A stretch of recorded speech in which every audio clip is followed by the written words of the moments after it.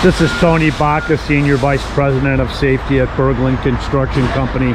And today's safety talk is on concrete placement on new construction, slab on grade, and the potential for strains, sprains, trips, and falls. So what you have here, roughly speaking, is a combination of cement finishers and laborers, about 20 in all, pouring 10 to 12,000 square feet, couple hundred yards of concrete. And this is a concrete pump, and this is a hard line here that comes in, and you get a half a dozen men on this hard line, and they pull it around to position the hose to place the concrete accordingly. This is extremely physical work, and you need a veteran crew that understands how to work in unison to pull this system around so that somebody doesn't blow out their back, a bicep, an arm, a shoulder, anything of that nature. But keep in mind, look at what you're working on here.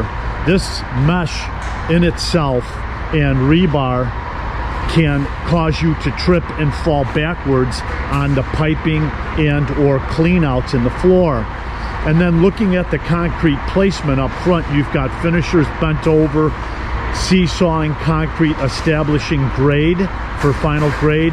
And then there's a vibra strike in there, and the finishers bring that vibra strike back to level this surface. It's very physical work.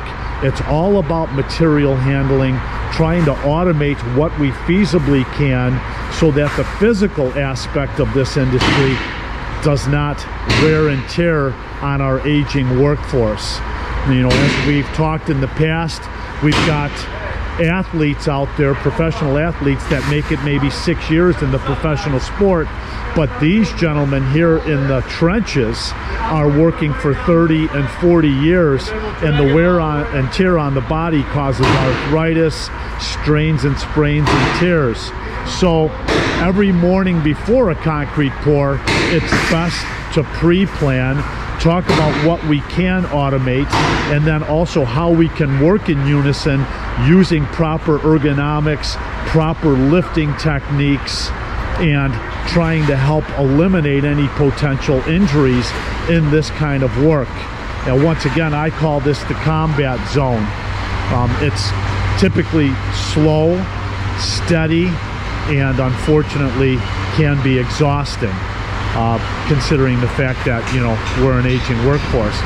So this week, let's talk a little bit about the more difficult tasks out there, the ones that require a lot of physical activity, and how we can feasibly protect ourselves. And that would include your personal protective equipments, such as maybe a heavy-duty belt when you're moving these big, heavy, 500-pound concrete pipes around with 4 or 5 guys pulling in unison. Let's have a safe day. Let's have a safe week.